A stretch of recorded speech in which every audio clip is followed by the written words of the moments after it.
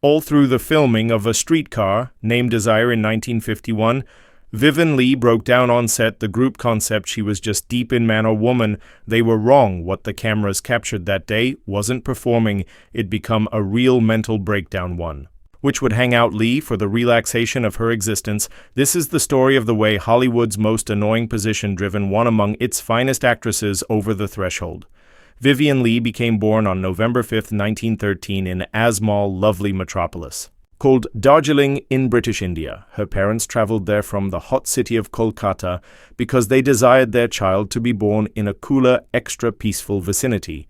They selected a lovely home called Shannon Lodge, surrounded by using bushes and with beautiful views of snowy mountains like Everest and Kinfolk Junga. It became the form of placing that appeared almost like a scene from a film. From the start, Vivien's life felt unique. A few say she even went to a convent school in Darjeeling for a brief time earlier than transferring to England. With her parents growing up in such a unique and coloration, location left a deep mark on her, and it is smooth to imagine how it formed. Her imagination and love for drama, her love for appearing confirmed itself very early. While she changed into simply 3 years, vintage Vivien stood in the front of her mom's theatre group and recited a nursery rhyme. Little Bo Peep, she was assured, and charming even at that younger age. Her mother recommended her love for storytelling, sharing books like Alice in Wonderland and Tales by way of Hans Christian Andersen. By the point Vivien changed into 6, she was already telling humans, "I'm going." To be well known, she wasn't joking. Even her classmates believed her, which includes Maureen O'Sullivan, who could later emerge as well known herself as Jane in the Tarzan film. When Vivien became 6, her mother and father sent her to a strict school in England known as the Convent of the Sacred Heart. There she discovered field, waking up early every morning and attending church before school, but her existence modified in 1925, while her father decided she had to depart faculty and tour for 4 years. Vivien lived in places like Parisano and bit soaking inside the culture and getting to know French and Italian. By the time she became that 18, she spoke each languages fluently. All through these years, her passion for performing grew stronger. Even as attending college in France, she achieved in play, just like The Tempest and A Midsummer Night's Dream even. Though those have been small school productions, it became clear that Vivien had a natural talent for performing. Vivien became decided to follow her dreams. Although it made her stand out, her buddy Maureen O'Sullivan remembered how Vivien changed into the only girl in school who took ballet classes. It turned into unusual, but Vivien did not care. She wanted to be one of a kind, and she or he wanted to be exceptional. Round this time, Vivien examined a e-book, approximately Lily Langry, a well-known actress from the 1800s. The story inspired her even greater, and while she determined out that her mean changed into already acting in London, she determined it was time to do so. 1931, at simply 18 years antique, Vivien enrolled in the Royal Academy of Dramatic Art. RA Day in London. This was the first large step towards her dream of turning into an actress. Vivien Leigh changed into Born-as Vivien, Mary Hartley, early in her career. She decided to trade her call to Vivien Leigh. This wasn't just about a new name, it was about growing a brand new identification for herself as an actress. Regent John Glidden thought her original name wasn't exciting sufficient for a star after, rejecting other ideas she selected. Vivien Leigh, this name would quickly end up famous round the sector. Her acting journey started in 1935 with a tiny uncredited position in Things Are Looking Up, although the film was part of a series of low-finances British productions and did not advantage much interest. It opened doorways for Vivien. That same 12 months she made her degree debut in The Bash. The play failed to be successful. However, it added her top producer Sidney Carroll, who noticed her capacity.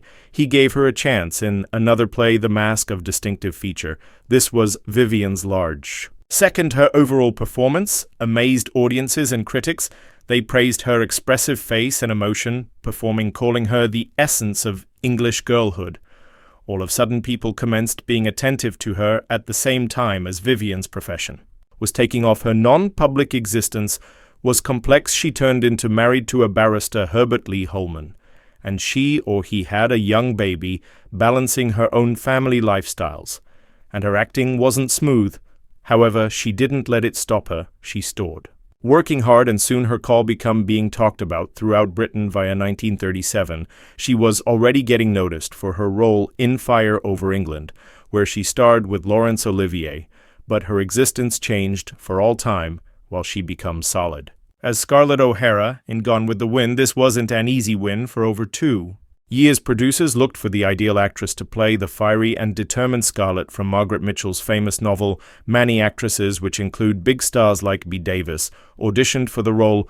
Leigh, a British actress, failed to look like an obvious desire for the Southern man or woman, and producer David O. Selnick wasn't convinced before everything. However, Leigh did not give up. She traveled to Los Angeles, did a screen, take a look at, and amazed director George Cor with her overall performance. Her talent and willpower won her the role. While the film premiered on December 15, 1939, it have become an instantaneous sensation. Audience loved it and Leigh's overall performance as Scarlett stole the display. Critics praised her potential to convey the character. Tolif Styles' Scarlett became ambitious, complex, and unforgettable. The movie broke container office information and became certainly one of the largest hits of all time on the Academy Awards in February 29, 1940. Leigh made records. She gained the Oscar for Fine Actress, becoming the primary British female to earn the honor. Her speech changed into humble and heartfelt. She advised everyone, "I am no longer a film celebrity. I'm an actress," displaying how an awful lot she cared about her craft. But with fame got here new demanding situations. Leigh determined the spotlight overwhelming. She struggled with anxiety and regularly doubted herself. The public and the press constantly compared her to other actresses, and some critics even wondered if a British actress could genuinely seize the essence of a Southern lady. But her terrific overall performance silenced the doubters. She delivered Scarlett to lifestyles with such talent and emotion that no one ought to imagine the man or woman without her. Meanwhile, whilst Vivien Leigh met Laurence Olivier in 1936 at London's Old Vic Theatre, it was armament that modified their lives forever. Olivier turned into already a huge name in theatre, even as Leigh turned into just beginning to make her mark from the start. There has been a spark among them. They had been attracted to each other now, not just by means of seams, but by using talent allure. The hassle was both have been married. Leigh became with Herbert Lee Holman, a barrister, and Olivier become with actress Jill Eond, but their connection become too sturdy to ignore. Quickly their friendship become an affair that wasn't simply private. It became the communicate of all people round them.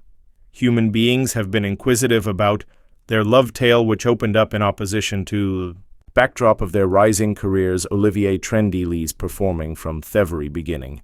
He believed she had the talent to face beside him as insane. They commenced acting collectively on the Antique Vic, performing in plays like Hamlet. The more they worked together, the nearer they have become each on and stale the level. Their bond appeared unbreakable by way of 1940.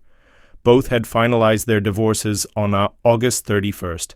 They got married in a small rite in California with just a few close friends, like Katharine Hearn and Ronald Colman, in attendance. Their marriage wasn't pretty much love, it became also a partnership. Together they became one of the maximum charming on-screen pairs in their time, considered one of their high-quality, recognized movies. Became that Hamilton female 1941. In this film, Vivien played Emma Hamilton and Laurence played Admiral Horatio Nelson.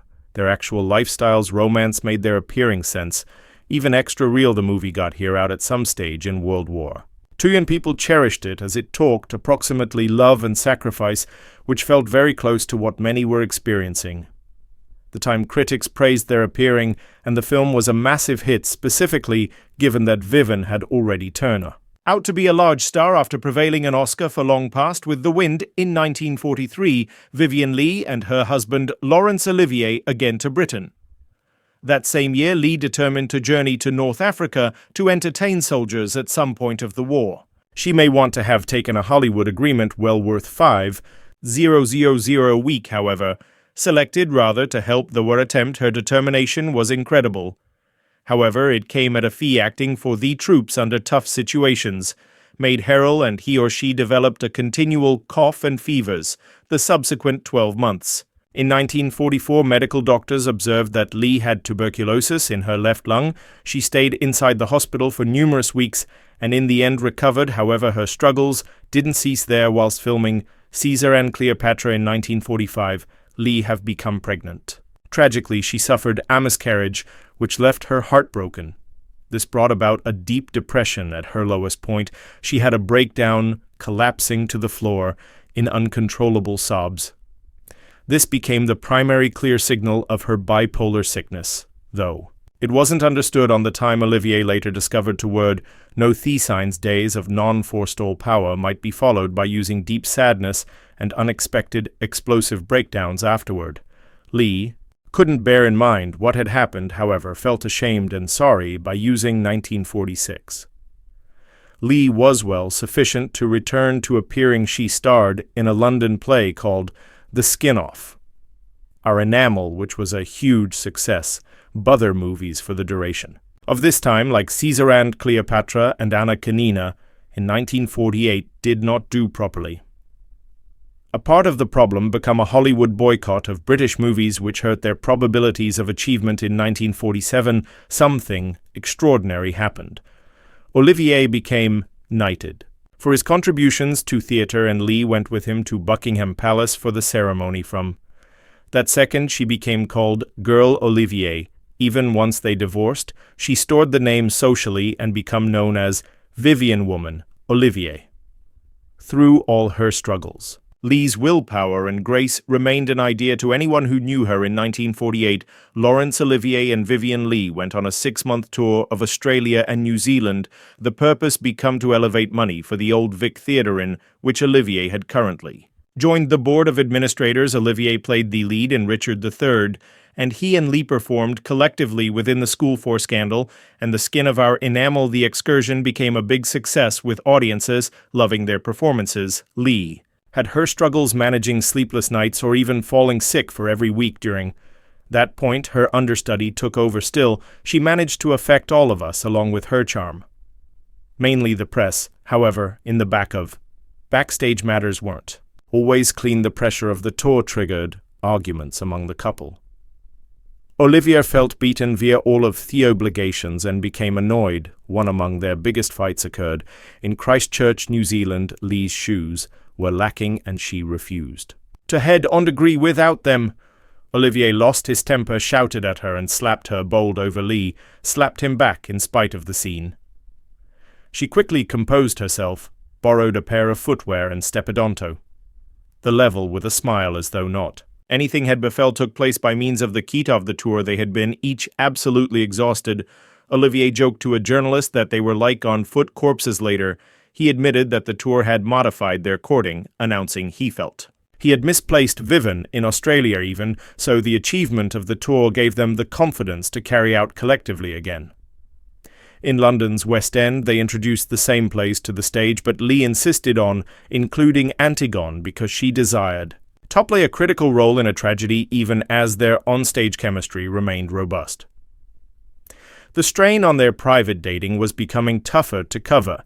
Vivien Leigh's performance as Blanche Dubois in A Road Vehicle, named Desire in 1949, became one of the maximum important roles of her career. The play opened in London on the Aldwych Theatre on October 11th, and Leigh stepped right into a role already well known in America thanks to Jessica Tandy's fulfillment on Broadway. Many wondered if she could, in shape, or maybe come close to T's overall performance, but Leigh made the person her very own. She showed Blanche's sadness and struggles so deeply that it felt real. She prepared for Thurl with care, writing notes to help her apprehend Blanche's emotions. Each element mattered to her, and her hard work paid off. However, matters weren't smooth in the back of the scenes. The play turned into directed via her husband Laurence Olivier, and working collectively brought on troubles in their marriage. Olivier turned into a worrying director who wanted matters finished his way. Leigh, on the other hand, had her own ideas. Approximately Blanche, this caused arguments, making their personal existence nerve-wracking, whilst they have been underneath the spotlight to make matters tougher. The play's topics like intellectual illness and sexuality prompted controversy on the time the government compelled them to cut elements of the play, including greater pressure to the production. When the play ended, Leigh had achieved it, over 300 times. However, her connection to Blanche did not forestall. There she became forged as Blanche in the 1951 movie version, directed via Elia Kazan. At the start, the studio wasn't sure approximately her. They desired large Hollywood stars like Guess Davis or Ingrid Bergman for the position. Even Kazan wasn't satisfied. Leigh could do it, thinking she may not have the intensity wanted for the part. But Leigh proved everybody wrong. However it got here on the fee, Leigh had been scuffling with bipolar disease for years. Taking on Blanche, most effective, made things worse. The character's ache appeared to blend with her personal, Leigh once stated. Playing her tipped me into madness. This wasn't only a dramatic statement, it was the truth she'd become so worried in. Blanche's feelings that it have become hard to tell wherein the man or woman ended, and Leigh started out the people around her did not apprehend what she changed into going via director Elia Kazan wanted, each overall performance in the movie, toe sense. Uncooked and real, he pushed Leigh to dig deep into Blanche's melancholy. However, he did not recognize how fragile she already turned into. He notioned her struggles have been simply a part of her acting procedure. This left Leigh without the help she needed, and it made separating herself from the person almost not possible at the equal time Leigh's non-public life was falling apart. Her marriage to Laurence Olivier had just ended, leaving her heartbroken. Her bipolar ailment made the whole thing worse even as filming. Leigh commenced to reveal symptoms that she wasn't Kay. She forgot lines and occasionally appeared misplaced or beaten. However, in place of seeing these moments as cries for assist, human beings around her idea, it became just the strain of the function, the emotional weight of gambling. Blanche did not simply affect her for the duration of filming. It stayed with her long after the camera stopped rolling. She couldn't shake off the unhappiness and chaos of the individual. Even in later performances, Leigh struggled all through. One stage production, she blanked on her strains and broke down on degree. It changed in to clear the role had left a deep mark on her.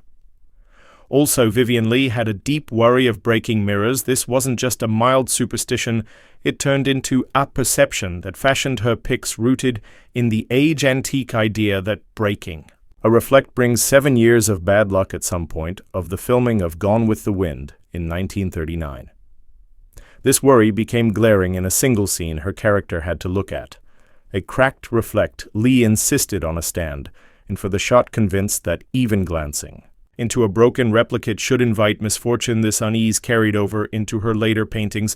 However, it became most mentioned in 1951, even as filming a road automobile named Desire in the film. Leigh's person, Blanche Dubois, has a effective breakdown scene in which she smashes a mirror. The moment symbolized Blanche's shattered grip on reality, making it critical to the movie. However, for Leigh, the concept of breaking the mirror herself become unthinkable. On the day of the shoot, April 17, 1951, she arrived on set visibly tense. She advised director Elia Kazan that she couldn't and wouldn't smash the replicate no matter how essential it changed into. For the tale, this caused hours of to and fro on set. Kazan tried to persuade her, emphasizing the scene's emotional weight and authenticity. Marlon Brando, her co-big name, even joked approximately breaking the reflect himself, pronouncing he should use some horrific success to stability out all of the accurate. However, Leigh turned into resolute. Breaking a replicate wasn't something she could danger, not for a film, not for something in the end. A compromise become reached. A stunt guy could destroy their reflect while Leigh acted out the emotional buildup and aftermath. The following day, April 18, 1951, stuntman Harvey Perry, a Hollywood veteran, stepped in to handle the mission. The set was cleared to reduce distractions, and Perry, dressed as Leigh's person, prepared for the tough scene. What followed became an extended and grueling process the crew went through. Reflect after reflect, trying to seize the ideal second of shattering chaos. Every break had to look natural and dramatic, with shards scattering in only the proper manner. The first few tries didn't paintings. The breaks had been too neat, too smooth. Through the seventh attempt, tensions on set had been excessive. Leigh, looking from the sidelines, grew extra irritating with each shattered replicate, convinced the growing pile of broken glass was stacking up years of awful luck. ultimately after hours of trial and mistakes. The 11th reflect turned into Theo and it shattered flawlessly with cracks, radiating like an internet earlier than the pieces fell aside. Kazan declared it a success, and the scene became one of the movie's most memorable moments in the end the film. Itself became a massive achievement. It turned into nominated for 12 Academy Awards, and 1 for 3 of these wins have been for appearing, which changed into tremendously rare, and wouldn't take place again until Network in 1976, Leigh gained her second Academy Award for Nice Actress, proving once again that she changed into one of the best talents of her time. Leigh shared this ancient second with co-stars Marlon Brando, Kim Hunter, and Karl Malden, all of whom brought first-rate performances together, they confirmed. The energy of top-notch appearing and delivered Tennessee Williams' story to life in a way that audiences had never seen before. Vivien Leigh loved The Degree greater than anything else, even together with her fulfillment in film in 1963 at 49. Years old, she took on a bold role in the Broadway musical Toge, which became one of the highlights of her career.